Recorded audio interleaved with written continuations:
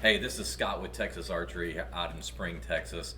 Wanted to kind of show you guys, or actually talk a little bit about a little project that we did. I have staff shooter Ryan with me.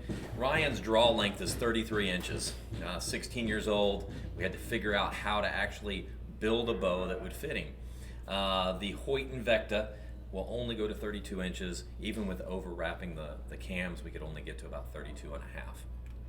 So I wanted Ryan to kind of explain a little bit of what we did, because it did take some work to figure out all the data so that we could get a bow that felt the same as the original Invicta. Ryan. So we did a couple things. We changed out the limbs to XT2000 limbs, which added about 1 3/4 to the limb to get the longer axle to axle. About 3/4 of an inch. 3/4 of an inch to get the longer draw length.